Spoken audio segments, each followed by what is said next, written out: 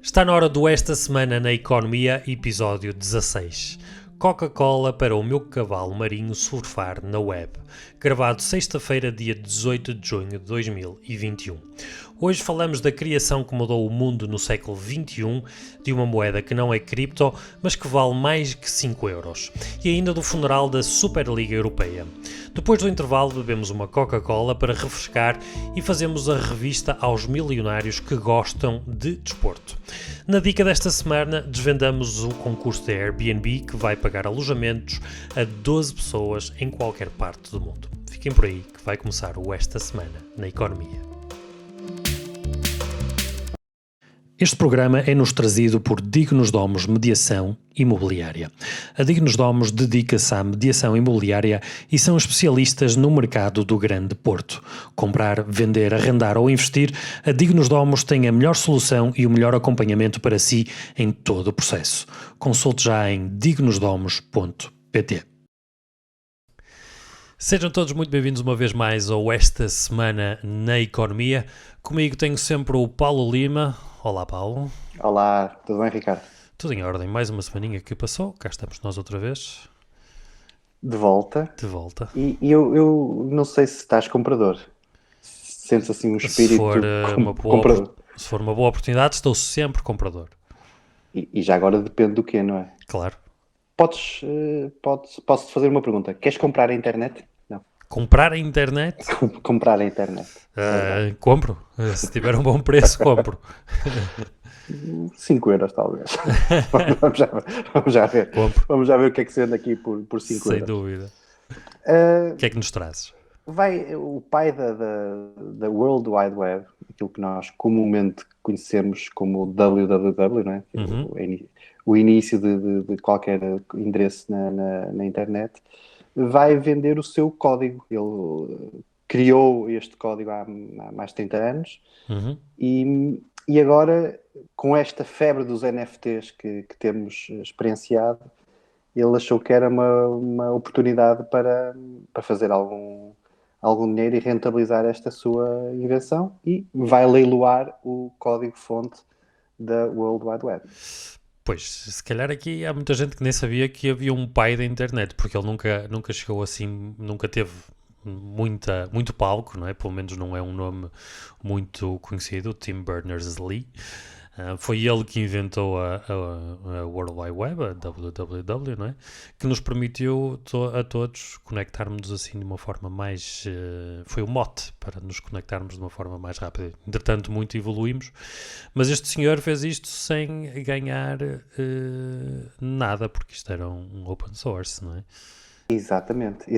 E transformou o mundo, não é? E transformou o mundo completamente. Nós ainda somos de uma geração que viveu sem internet, Certo. mas isso é um dado adquirido para gerações que seguiram. Portanto, mudou radicalmente o mundo. E somos da geração em que tínhamos que ocupar a linha telefónica para termos internet, em que os modems faziam aqueles barulhinhos do... E depois lá vinha aquela... E enquanto lá estávamos, ninguém ligava para casa. Ninguém. E depois vinha aquela música de sucesso. Estás ligado à internet.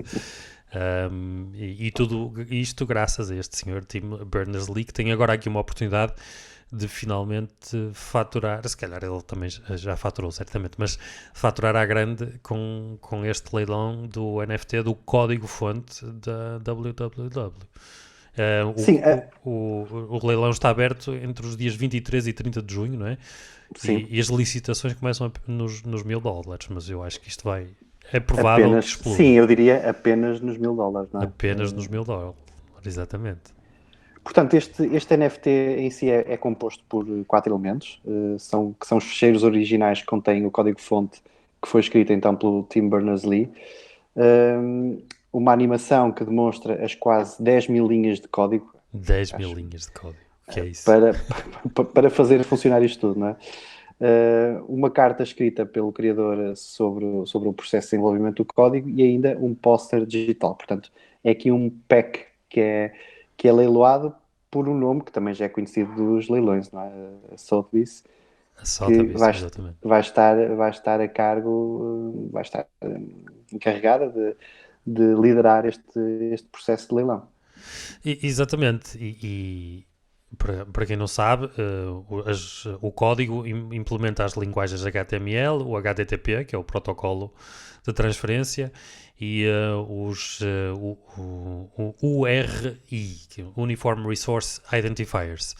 E de acordo com então a leiloeira, a Sotheby's, o NFT contará com os documentos HTML originais que explicavam aos utilizadores como podiam aceder à World Wide Web. Isto é super curioso, e eu acho que este sim é um NFT, pronto, não descurando dos outros, não descurando dos sim, outros, mas este é sinceramente este revela-se uma utilidade, não é? Revelou-se uma utilidade brutal. Sim, e teve um impacto no mundo. Isto, pronto, nós falamos muito aqui nos NFTs comparando com a arte, e a arte digital, e comparando com a arte física, né? Quadros emblemáticos da humanidade.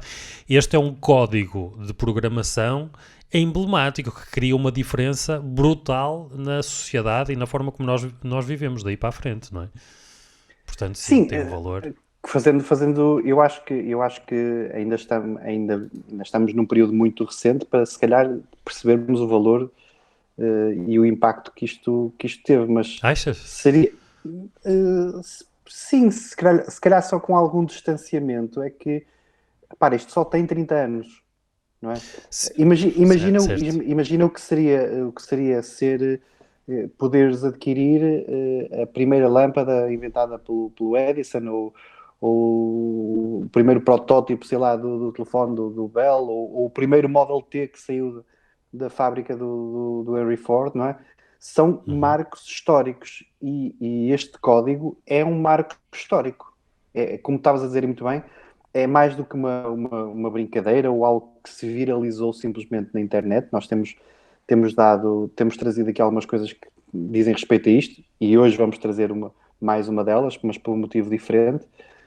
Mas isto é um marco histórico, é conquistares aqui um pedaço da história que mudou o mundo, sem dúvida. Sim, e que continua a mudar. Aliás, nós estamos aqui hoje a gravar e a falar para o mundo, e muito foi possibilitado por causa disto, né? Por causa do código. E o time, o senhor Tim Berners-Lee, diz que para ele a melhor parte da web tem vindo a ser o espírito de colaboração. Tanto é que ele faz este código também com esse espírito, não é? Sim. Embora ele diz, embora não consegue prever o futuro, espera sinceramente que o uso, o conhecimento e o potencial permaneçam abertos e disponíveis para que todos possam continuar a inovar, criar e a dar origem à próxima transformação tecnológica, que eu acho que é tudo muito a base da internet, não é? É o espírito de colaboração, às vezes positivo, outras vezes negativo, mas que nos pôs em contacto todos uns com os outros de uma maneira muito mais fácil, e a prova disso mesmo é eu e tu estarmos a quilómetros de distância a fazermos um programa para quem nos quiser ouvir. Sim, e o próprio ponto de vista do Tim Berners-Lee é muito peculiar, porque este dinheiro que será arrecadado neste leilão será doado a iniciativas que são apoiadas pelo Tim Berners-Lee e pela sua esposa. Portanto, nem se trata aqui de um aproveitamento em benefício próprio, mas sim de ele no fundo, conseguir voltar a dar alguma coisa à sociedade, o que também é muito salutar. E aplaudo. E aplaudo. Que toda a internet fosse assim. Mas agora se calhar trazemos outro NFT. Exatamente, já que estamos nessa onda, vamos continuar a surfá-la, não é? Que era aquilo que se dizia nos inícios da internet: vou surfar na internet. Lembro perfeitamente a primeira vez que acedi, que me disseram: queres vir surfar na internet? Eu, bora lá, não tenho prancha, mas já ninguém usa isso, caiu em desuso, acho que foi. Mas sim, trazemos aqui uma outra notícia de NFTs, que foi atingido um novo recorde, não é, de venda de NFTs pela pouca quantia de 4 milhões de dólares, Paulo. 4 milhões. Fantástico. E de um tema que nós já falamos aqui. Sim, sim, lá está, é tal febre e as pessoas estão-se a perceber de que isto estão a surfar esta onda, não é? Esta oportunidade de realizarem algum dinheiro. E então quem é o simpático animal que foi leiloado por esta quantia de 4 milhões de dólares? É o já famoso, mesmo aqui para os nossos ouvintes, que nós já falamos dele, o Doge, é o cão, não é? Shiba Inu. Shiba, Shiba Inu. Shiba Inu, Shiba Inu, Exatamente. sim. Pois foi vendido. Desta vez não foi o nosso já também publicitado 3F Music que arrebatou Desta o vez não. leilão, mas foi um outro utilizador. Please RDAO. Please Exatamente. RDAO. Que comprou em Ethereum. O leilão foi em Ethereum. A conversão à data é que prefaz então esta soma de 4 milhões, cerca de 4 milhões de dólares. Que em Ethereum eram 1696.9. A diferença é também assinalável. Isto, de facto, houve aqui uma guerra aqui entre dois utilizadores, não é? Que andaram Mais aqui a uma vez. disputar e a fazer o sprint final para este NFT. E então este utilizador levou o cãozinho para casa pela simpática quantia de 4 milhões. Sim, o outro utilizador tinha um nome mais fácil de dizer. $2 Hot Dodge. Sei, ele queria comprar por $2, $2, mas foi um bocadinho... bom, ele acabou por não gastar dinheiro nenhum, não é? O Please RDAO, certeza que eu estou a dizer aqui, não estou a ver qual é o catch deste nome e alguém há de saber e eu não estou a chegar lá. Mas conseguiu então arrebatar o leilão no site, agora vi aqui, na leiloeira Zora. Por então melódica quantia de 4 milhões de dólares. O símbolo está aqui emoldurado. Nós deixamos aqui o link para o site da NBC, que está aqui emoldurado o Shiba Inu, que é o símbolo da Dogecoin, numa moldura bastante trabalhada, dourada. Uma talha dourada que nós vemos aqui nas igrejas portuguesas, muitas vezes. Sim, a notícia, repara, a notícia também explica como é que este termo aparece, o Doge, não é? Porque Doge é o nome que é atribuído a este cão, é quase uma brincadeira ali entre a palavra dog, não é? Mas mal dita e depois mal escrita também. Portanto, não vamos passar por essa explicação, mas de facto é um marco da internet mais restrito, não é? Com menor utilidade, não é? Se fizermos o contraponto com a notícia anterior, mas cavalga ou surfa, mais uma vez, hoje vamos andar sempre para surfar. Esta exposição, este acréscimo de exposição que, como disseste há pouco, a Dogecoin, que já foi buscar inspiração a este meme, conseguiu potenciar, não é? Também se fala mais no Doge hoje em dia por causa da Dogecoin. Portanto, uma coisa arrastou a outra e fez com que o ícone inicial, o meme que é o Doge, esta imagem do Shiba Inu, fosse agora vendida por este valor astronómico. Claramente, e falando aqui um bocadinho de rankings, não é? Que a notícia também refere, temos aqui um ranking dos NFTs mais valiosos até ao momento. Temos o Disaster Girl, que nós já o trouxemos aqui, vendido por 180 Ethereum, que na altura valia 430 mil dólares. O Overly Attached Girlfriend, vendido por 200 Ethereum, que valia 482 mil dólares. E também temos o Pep the Frog, nós não falamos desse, mas foi vendido por cerca de 1 milhão de dólares. E agora temos o vencedor deles todos, o Doge Mem, por 4 milhões de dólares, mas eu acho que o tema que nós trouxemos primeiro... Não, eu acho que o tema que nós trouxemos primeiro, o código da World Wide Web será, espero eu, para descredibilizar um bocadinho aqui os NFTs, que seja arrebatado por mais. Estamos a torcer por isso, não estamos? Acho que sim. Neste ponto estamos de acordo. Faz sentido, acho que fará mais sentido. Espero que sim. Muito bem. Vamos ver, mas acho que isto ainda não acabou, não é? Sim, acho que não. Sim, depois irá aparecer certamente mais coisas que valerão talvez mais. Também depende, lá está, da flutuação, que nós sabemos que é muito volátil da própria criptomoeda, não é? Por falar em moedas, vamos falar de moedas físicas, Paulo. Vamos lá. Então, sabes que estes dias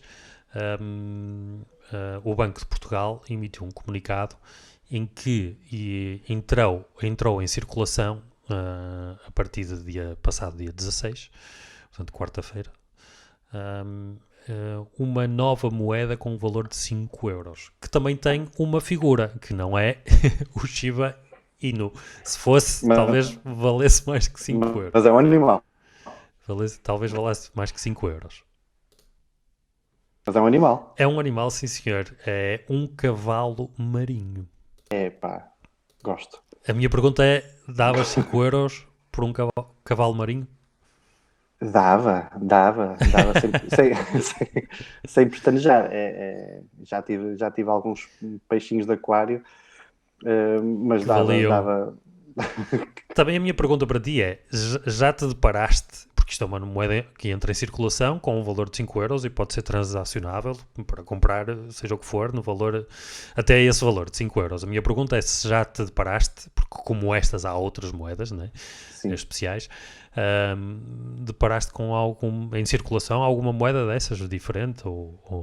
Já, há muitos anos, não sei especificar. No tempo dos escudos.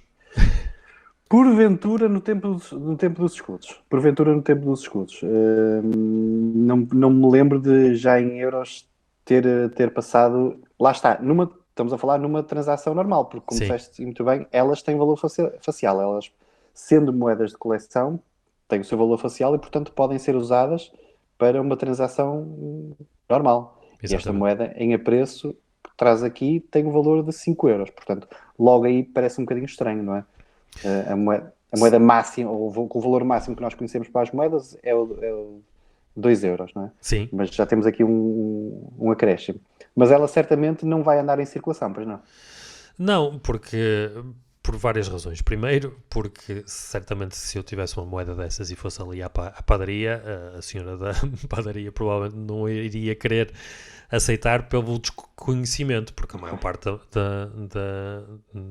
a maior parte das pessoas não tem o conhecimento que estas moedas são de facto transacionáveis, não é? E o dinheiro é isso mesmo, é uma convenção que existe entre nós, não é? Nós aceitamos essa convenção que um determinado valor está atribuído a determinado objeto. Neste caso, como são de coleção, esgotaram logo.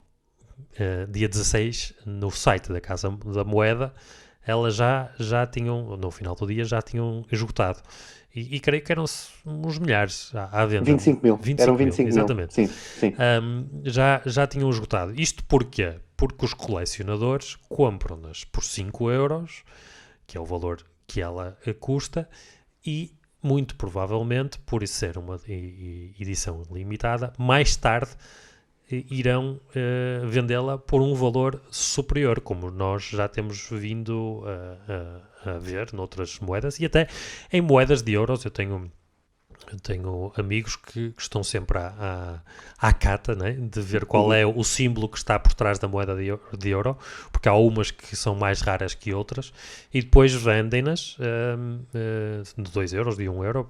Há vários designs na parte de trás da moeda, e uns são mais raros que outros, e depois vendem-nos por valores que não são o valor facial da moeda. Portanto, é o que irá acontecer aqui, Paulo, certamente. Sim, já passámos, numa pesquisa muito rápida, já vimos que ela já está a ser vendida ou revendida por valores na ordem dos 160 euros. Não faço ideia, numismática não é a minha praia, mas não sei se terá potencial para subir mais do que isso. À medida que o tempo evoluirá, não faço ideia. O que sei é que, assim, no imediato, para quem as conseguiu, e se as conseguir, se quiser realizar um dinheiro fácil, enfim, tinha aqui uma boa, eu digo tinha porque já passou, não é? Tinha aqui uma boa oportunidade para isso. Sim, e nós percebemos que ela já tinha esgotado no Facebook da Casa da Moeda, porque havia gente a queixar-se que não conseguiu comprar Exato. e tinham passado apenas umas horas dela entrar em circulação, em venda, neste caso, não é? Portanto, há aqui colecionadores que estão super atentos. E uma pessoa comum como eu que pensava que ainda iria poder comprar já não teve a mínima hipótese, portanto. Mas deixo aqui a dica, porque conheço gente que já fez esse exercício e ganhou dinheiro.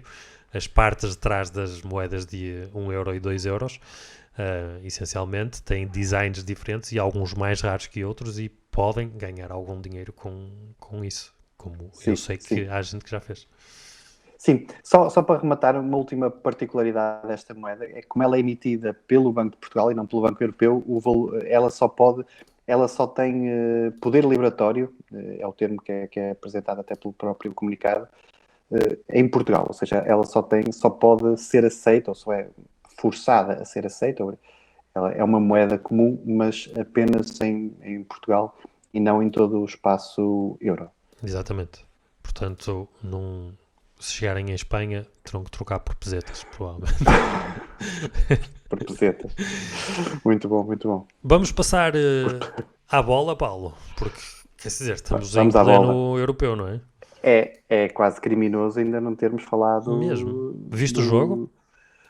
Vi o jogo, vi o jogo. Olha, eu não, eu só escutei pela telefonia, pela Pela rádio, telefonia, completamente. boa. Estava em viagem. Mas acho que Uh, correu tão bem que no próximo jogo eu vou fazer exatamente a mesma coisa. Aquela superstição futebolística, não é? Vou meter o carro e vou andar aí às voltas a ouvir pela rádio. Principalmente os últimos 10 minutos. que foi, foi no fundo o grande momento Exatamente. do jogo, foram os últimos 10 minutos. Ora, trazemos futebol, mas ainda não trazemos o europeu. Não é um assunto requentado, é mais limpar os pratos, rapar o tacho e encerrar um assunto que trouxemos aqui há uns meses já passaram meses, que foi a Superliga, não é? Que foi uma espécie de epifenómeno no futebol, o chamado vai ser bom, não foi? Que acabou quase antes de começar. E o Observador traz uma notícia onde se diz que os clubes ingleses pagam 23 milhões de euros e chegam a acordo com a Premier League. Mas só os ingleses, neste caso. Só os ingleses, só os ingleses, só os ingleses. Portanto, eles pagaram uma espécie de multa, não é? Uhum. Que foi fixada em 20 milhões de libras. Estamos a falar então do Arsenal, do Chelsea, do Liverpool, do Tottenham, do Man City e do Man United, que eram os clubes que faziam parte da criação desta Superliga. Desembolsaram estes 20 milhões de libras à Premier League, cerca de 3 milhões e meio por cada clube, ou seja, não é cada um. Exato, é a totalidade Okay? que faz. Exatamente. E 3 milhões e meio, pronto, digamos que para estes clubes não são trocos, mas. Não, sim, mas estamos a falar de um valor ainda assim relativamente modesto para a dimensão Sim, destes, exatamente. destes clubes, não é? O interessante era que, caso não o fizessem, perderiam 30 pontos na liga. E daí esta multa disfarçada de acordo, como eles lhe chamam. Exatamente. Mas o mais importante desta multa, não é que podemos aqui quase assemelhar a um puxão de orelhas, não é? Não voltes a fazer isso. É o compromisso de não se voltar a envolver em mais nenhuma criação de qualquer organismo idêntico que vá contra as bases do futebol europeu. Caso contrário, cada clube perde os tais 30 pontos na liga. E eu acho que isto é, de facto, parece-me que é a machadada final no projeto da Superliga, não porque seja global, não é? Porque para já é uma notícia que está só cingida a clubes ingleses, mas porque eu acho impensável haver uma Superliga sem a inclusão dos clubes ingleses que são, enfim, têm uma influência brutal no futebol europeu. Claramente, mas isto é resolvido um bocadinho pela negativa também, não é? Negativa, isto é um acordo, é uma multa disfarçada de nome de acordo, e daí para a frente, então, sabe-se que cada clube que possa quebrar as regras está sujeito a uma multa de mais de 20 milhões de libras, e os tais menos 30 pontos, portanto, é meter os pontos nos is, aqui. Sim, e eu acho que lá está, é um ponto de referência que ficou aqui assente, e parece que dá muito pouca margem de manobra para qualquer outro projeto semelhante que se queira fazer, lá está, mas que tenha uma expressão como a Superliga poderia ter, não é? Que era a inclusão dos maiores clubes, ou dos mais ricos, digamos assim, não seria bem os maiores, não é? Mas os clubes mais ricos e mais poderosos aqui do velho continente. Se pusermos Inglaterra fora da equação, e se pensarmos que, de facto, os clubes ingleses eram 6 em 15, 12 ou 15 que eram os fundadores, estamos a falar de uma influência brutal.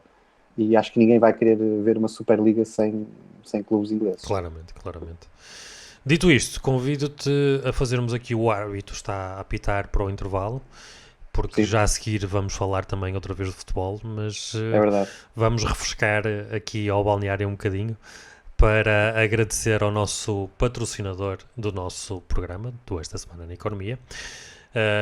Como sempre, Esta Semana na Economia é trazido por a Dignos Domos, Mediação Imobiliária, que é uma agência que se dedica ao serviço personalizado da mediação imobiliária. Isto quer dizer exatamente o que é. Quer dizer que, se for cliente da Dignos Domos, esta fará para si o estudo de mercado para colocar o seu imóvel ao preço certo, fará também a recolha de toda a documentação necessária para vender o seu imóvel. Isto significa o certificado energético, a licença de utilização, registros prediais e todos os outros documentos que farão falta. Fará também a promoção do imóvel, desde a fotoreportagem profissional, vídeos, a virtual tour, o home staging, a divulgação do imóvel nos portais imobiliários e também a qualificação dos clientes compradores. As visitas irão ser acompanhadas pelo responsável do imóvel, pelo agente imobiliário, e também irá receber posteriormente o relatório com as visitas, com o feedback de todos os visitantes. Elaborará também o CPCV, contrato de promessa, compra e venda, e também a marcação da escritura e, se possível, nos tempos que correm, irão acompanhar os clientes à escritura. Digo isto porque agora, muitas vezes, só podem estar presentes na escritura por causa do Covid os intervenientes as agências imobiliárias não podem estar presentes dentro das mesmas instalações. Toda a burocracia a Dignos Domos trata por si e para si. E faz tudo isto sem lhe cobrar absolutamente nada, até arranjar um comprador ou o imóvel certo para si. Hoje, a Dignos Domos tem uma oferta especial para todos os ouvintes. Aliás, traz duas ofertas, que é visitem em dignosdomos.pt/estudo de mercado tudo junto, e consigam já saber o valor do seu imóvel gratuitamente. dignosdomos.pt/estudo de mercado, tudo junto, para receberem então o estudo de mercado, para saberem qual é o valor do seu imóvel, para o porem à venda no mercado e decidirem se está na hora de o venderem ou não. E este mês a Dignos Domos está a oferecer também a todas as novas angariações o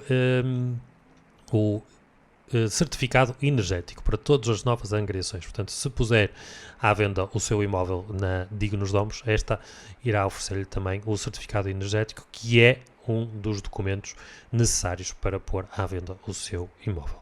Nós, aqui Esta Semana na Economia, agradecemos à Dignos Domos pelo apoio dado a este programa. Muito obrigado, Dignos Domos.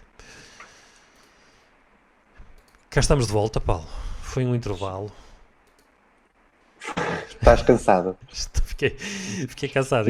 Eu não descanso muito nestes intervalos.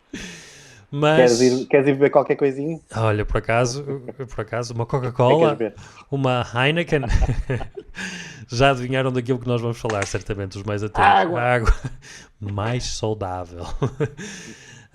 Isto tudo porque o nosso capitão CR7 fez aquilo que a maior parte já se inteirou, não é? Que trocou na conferência de imprensa, antes do primeiro jogo, trocou as Coca-Colas pela água e água aqui é saudável. E então surgiu uma notícia daí, não é? Sim.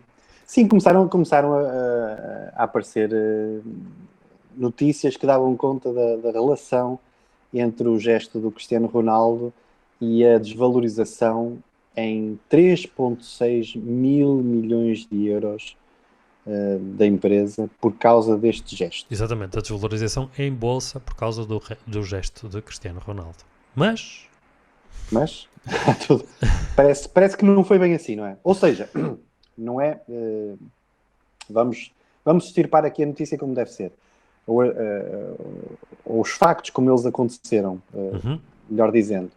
Houve, de facto, uma desvalorização em bolsa da Coca-Cola, que teve esta ordem de grandeza, muito embora estejamos a falar de uma variação de pouco mais de 1% no valor em bolsa, mas atendendo à dimensão da empresa e ao capital que ela representa. São 4 mil milhões de dólares. Exatamente. 1%. Vejam 1%, lá. ou cerca mais, penso que era 1,4%. Mas o que falta comprovar, e que pelo visto foi desmentido, é que isto tenha sido provocado pelo Cristiano Ronaldo, ou pelo seu gesto. Exatamente, o Cristiano Ronaldo apenas foi uma coincidência e claro que o clickbait funcionou no seu esplendor, porque nada daquilo que Cristiano Ronaldo disse fez abanar as ações. Não foi por este motivo, não é? Foi por outros motivos, neste caso. Exatamente.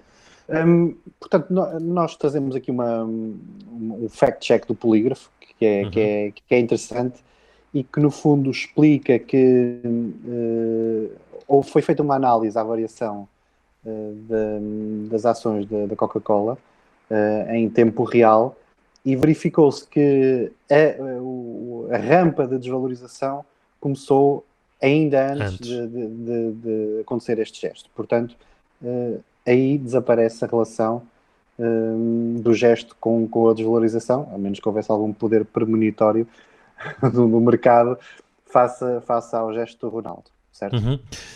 Exatamente. Portanto, toda a queda começa antes e acompanhou depois o momento, mas não derivado ao momento, segundo o Polígrafo. O engraçado é que nesse dia eu caí na esparrela também. Eu não tenho ações da Coca-Cola, mas tenho um amigo que tem, e mandei-lhe o link com a notícia e perguntei logo, a título de um bocado de brincadeira, a perguntar, então, ainda continuas a torcer por Portugal depois do Cristiano fazer desvalorizar as tuas ações? E rapidamente percebi que nada tinha a ver uma coisa com a outra quando essa pessoa mandou o gráfico da desvalorização, não é? Que 1% também no gráfico não é quase uma coisinha assim pequenina, e percebe-se logo imediatamente que nada teve a ver com o momento da conferência de imprensa. O que é mais giro nesta notícia é que o Cristiano não fez uma onda negativa na Coca-Cola, mas fez toda aqui um desenrolar de ações por parte de outros jogadores a título de brincadeira, não é? Noutras conferências de imprensa, com as bebidas, com a Coca-Cola, com a Heineken, o próprio selecionador russo abriu as duas Coca-Colas uma com a outra e bebeu, e isto veio criar um comunicado da UEFA a chamar a atenção das seleções e dos jogadores que estes são patrocinadores muito importantes da competição e da UEFA, e a título de vejam lá, parem com as brincadeiras, antes que nós tínhamos que tomar mais medidas mais sérias, porque com os patrocinadores não podemos brincar desta maneira. Provavelmente os patrocinadores também chamaram a atenção à própria UEFA. O que é que tu achas, Paulo? Eu acho que as marcas, a primeira marca que se envolvida nisto, que foi a Coca-Cola, e agora a Heineken também já está a levar por tabela, porque, como disseste bem, vários jogadores e treinadores que vão às conferências foram fazendo algumas brincadeiras relacionadas com o que fez o Cristiano. Acho que todas elas vão beneficiar, porque isto é tempo de antena brutal, quer dizer, a Coca-Cola continua a estar nas trends e continua a ser falada, e a Heineken agora também entrou nesta roda viva, porque lá está, o Yarmolenko fez uma brincadeira com a Coca-Cola e com a Heineken, e com o troféu de Man of the Match, creio eu. Uhum. O Lukaku também já veio fazer O Pogba. o Pogba, portanto, os jogadores, no fundo, estão a trazer estas marcas para a ribalta. Certo, mas então eu faço aí uma pergunta, porque o Cristiano começa por dizer, a premissa dele foi tirar a Coca-Cola porque não era tão saudável e pôr a água, e aí diz a água é que é saudável, não é? E tu dizes, ok, mas traz isto para a ribalta e fala-se, mas aquela velha máxima que algumas pessoas acreditam, e até no Lobo de Wall Street, creio, se dizia que é there's no such thing as bad publicity, ou seja, não há má publicidade não existe. Achas que isso se aplica aqui? Porque o Cristiano Ronaldo não fala bem da Coca-Cola neste contexto, não é? Achas que pode não prejudicar sim, a marca neste caso? Acho que a réplica que isto teve, ou as réplicas, não é? É quase como um cisma, as réplicas que isto teve foram muitíssimo favoráveis à Coca-Cola e neste caso à Heineken, porque já se começam a misturar, porque são duas bebidas e estão ali as garrafas estão ali presentes nas conferências de imprensa. De facto, se fosse só o caso isolado do Ronaldo, eu teria alguma hesitação, muito embora fossem aparecendo algumas notícias de que ele fez publicidade, inclusivamente à Coca-Cola, no mercado asiático, já nos idos de 2013, creio. Portanto, parece aqui uma certa hipocrisia da parte do Cristiano Ronaldo. Mas, mesmo esquecendo isso, acho que as réplicas que seguiram e que são muito mais leves e muito mais amigáveis, Sim, são portanto, brincadeiras. trazem-os. A minha leitura é um bocadinho esta. Temos de um lado o Ronaldo, que é um super fenómeno em termos de cultura física e de exigência, mas que também está em final de carreira, portanto, se calhar, para continuar ao nível que está, tem que ter aquela exigência cada vez mais Sim, apurada. Muito disciplinado em termos de saúde, todos nós sabemos. Exatamente. E depois temos uma outra série de jogadores que sendo jogadores do top, que estão nas seleções, não é? E estão nesta montra fantástica, fruto da idade ou fruto do estatuto que é elevado, mas que não é o do Ronaldo, não têm esse nível de responsabilidade e, portanto, encaram isto de uma maneira mais jovial, digamos assim, e, portanto, podem contribuir, podem contribuir sem dúvida para o sucesso destas marcas. Então achas que esta brincadeira tem um resultado positivo para estas marcas, neste caso? Sem dúvida que tem mais do que apenas as garrafinhas estarem lá na conferência de imprensa, não é? Porque a marca está-se a falar.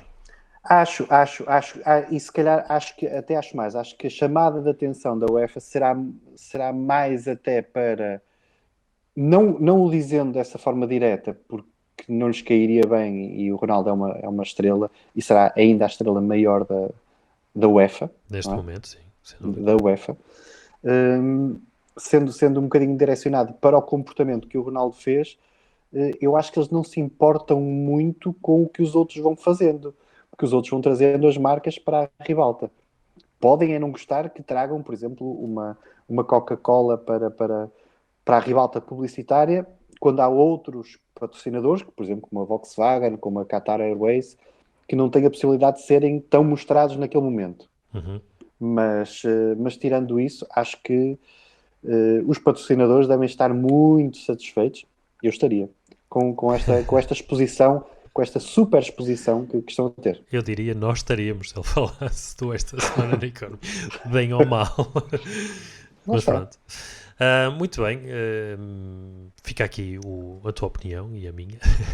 Acho que sim, poderá ter um bocadinho, é mais positivo do que negativo, neste caso, o resultado Exatamente. final, não é? Eu acho. Dito isto, continuamos no futebol. Tu trazes aqui E no não futebol só. não, desculpa, no desporto. E não só. Traz um ranking, não é?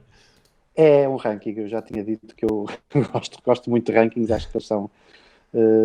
ajudam-nos a perceber, por definição, ajudam-nos a perceber o posicionamento das coisas. Exatamente. E este ranking é o ranking dos milionários ou bilionários que têm como uma particularidade, que são proprietários de equipas desportivas. Uhum. Em vários domínios. Não vamos falar só do futebol e acho que vamos encontrar aqui algumas surpresas.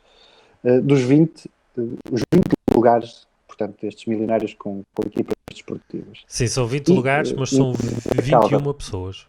Desculpa.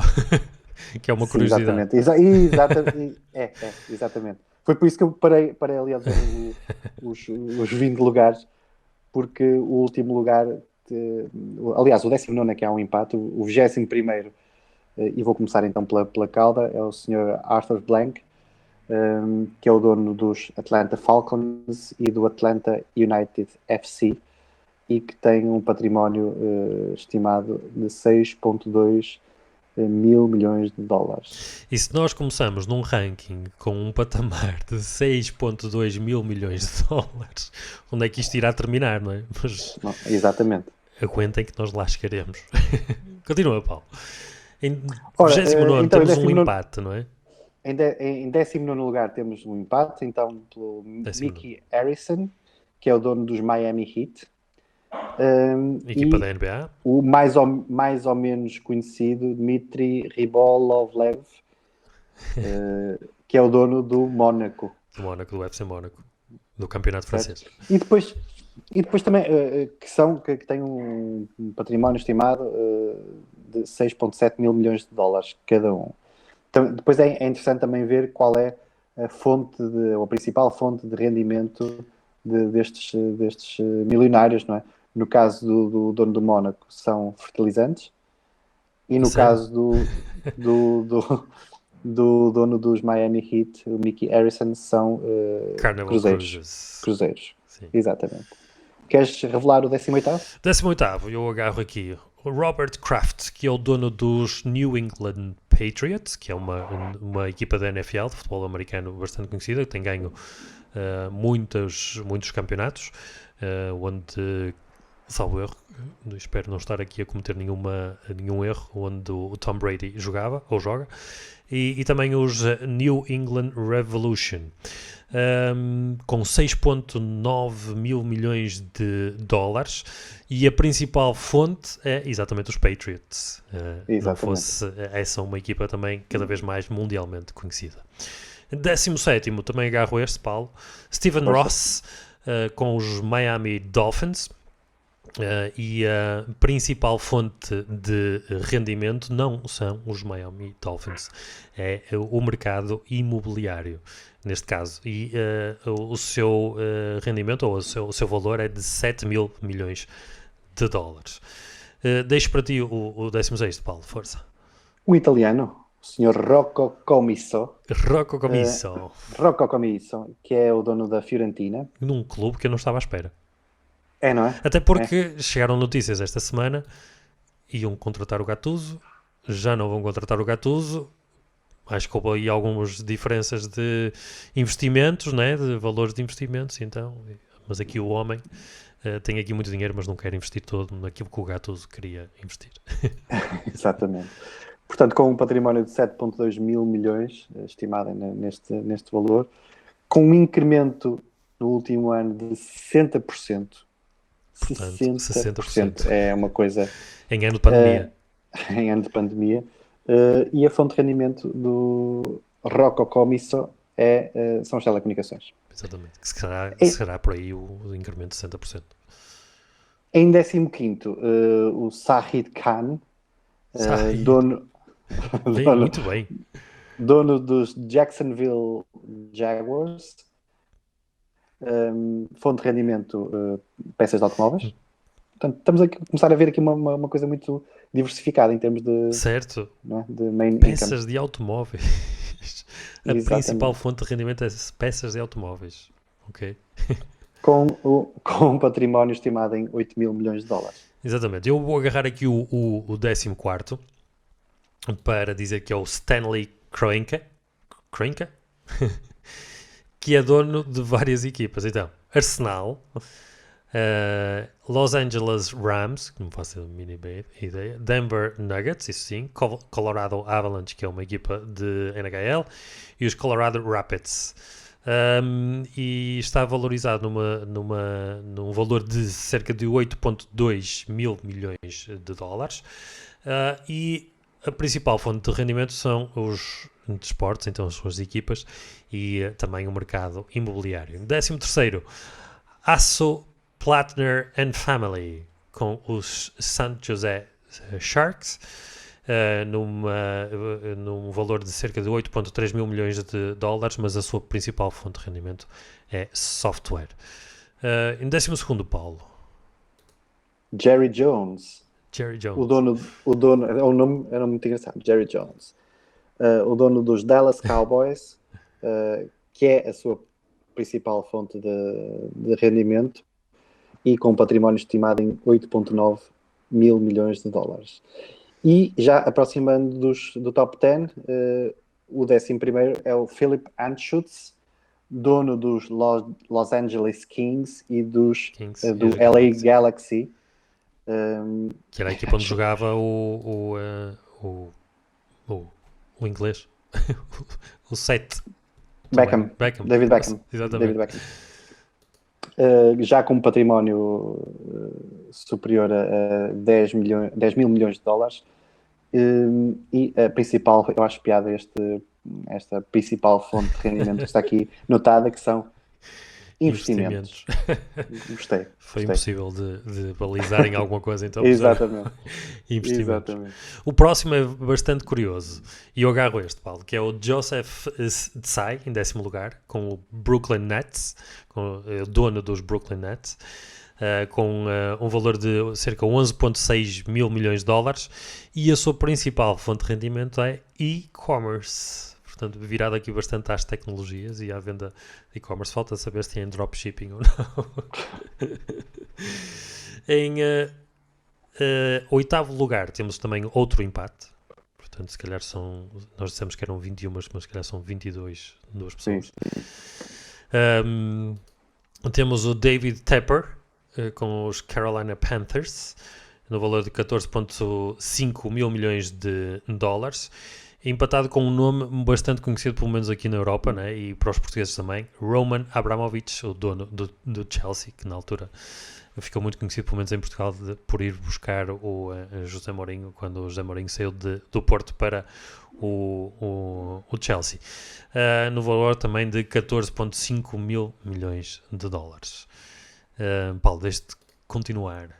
Damos aqui o salto para o 7º lugar, que é o Steve Cohen, dono dos New York Mets, mais alguém cuja principal fonte de rendimento são os hedge funds, com um património de 16 mil milhões de dólares.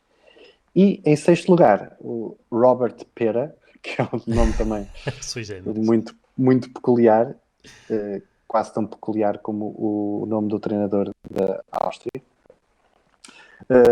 Não vou revelar aqui. Não, olha. O Robert Pera é dono dos Memphis Grizzlies, e com património de 18,3 mil milhões de dólares. Entramos para o quinto. E é um nome pouco conhecido, mas de uma marca muito conhecida. Muito conhecida. Dietrich Mateschitz. Espero ter pronunciado bem, me perdoem os oriundos de língua alemã. Acho que acabaste de insultar a sogra desse. Se calhar, mas tem um nome mais fácil, talvez, ou menos peculiar do que o seu selecionador da Áustria, né? Que é o dono dos New York Red Bulls e da Red Bull Racing, a equipa de Fórmula 1, mas aqui na Forbes só diz estes dois clubes ou destas duas marcas ligadas ao desporto, mas ele é dono de mais clubes de futebol no Brasil, o Bragantino, penso que o Leipzig o também, Leipzig, não é? e O Red Bull Salzburgo. E o Salzburgo, exatamente. Portanto, temos aqui num valor, este senhor num valor de 26,9 mil milhões de dólares, e teve um incremento no último ano de 63% também. Portanto, uma valorização de 63%. Foi um bom investimento deste senhor. Até porque a equipa de Fórmula 1 agora sim está a tentar lutar pelos lugares da frente contra a Mercedes. Paulo, deixa-te agarrar então o quarto lugar. O quarto lugar é para um francês. Como tu falas bem francês, eu acho que... Monsieur François Pinault e sua família, dono do Stade Rennais. Que é um clube de futebol também. É um clube de futebol que já com alguma história, mas que pronto, é a propriedade então deste senhor, cuja principal fonte de rendimento são bens de luxo, artigos de luxo. É o fundador do grupo de luxo Kering e da empresa de investimentos Artemis, e com um património estimado em 42,3 mil milhões de dólares. Já estamos a chegar a quantias astronómicas. Quer dizer, que todas elas eram astronómicas, mas estas... Sem dúvida. Entramos no pódio. Pódio, em terceiro lugar... Daniel Gilbert, exatamente. Dono dos Cleveland Cavaliers, peço desculpa. Que era a antiga equipa do... Poxa, que eu hoje estou... eu já lá vou. Continua, Paulo. Com um património de 51,9 mil milhões de dólares. Isto deu aqui um salto. Começa a dar saltos cada vez maiores, não é? Nós na cauda vimos ali 6,2, depois saltou para 6,8. Aqui de repente saltou de 42,3 mil milhões para 51,9 mil milhões de dólares. E teve uma valorização, já viste a valorização? 699%. Podiam ter posto simplesmente 700%, não é? Sim, também podemos ter arredondado aqui que ninguém levava a mal, não é? E eu agarro aqui o segundo lugar para te deixar com o primeiro, com a surpresa do primeiro. Em segundo lugar temos o dono dos LA Clippers, que é uma equipa da NBA também, o Steve Ballmer, que, para quem não sabe, está ligado historicamente à Microsoft. E tem um valor de 68,7 mil milhões de dólares. Teve um incremento de 30% no último ano, e a sua principal fonte de rendimento é exatamente a Microsoft, da qual foi CEO até 2014, depois do dono original, Bill Gates. E então, em primeiro lugar, Paulo? Em primeiro lugar, temos... É quase um anticlímax, não é? Porque exatamente. Eu nunca tinha ouvido falar nesse Se nós fizéssemos aqui uma série de apostas, eu acho que ninguém iria adivinhar. Ninguém chegaria lá. Donos de equipas desportivas que estariam em primeiro lugar. É o senhor Mukesh Ambani, é um empresário indiano, que é dono dos Mumbai Indians. A fonte de rendimento também diz aqui simplesmente diversificado, porque ele de facto toca em várias áreas de negócio, com um património estimado em 84,5 mil milhões de dólares, com uma variação anual de 130%. Portanto, temos aqui uma equipa de cricket no lugar cimeiro, no pódio, no primeiro lugar, não é? Ninguém estava à espera, é um twist. Não. É uma... lá está, ajuda-nos a pôr as coisas no seu lugar e a percebermos que há mais mundo do que aquele que nós às vezes conhecemos, não é?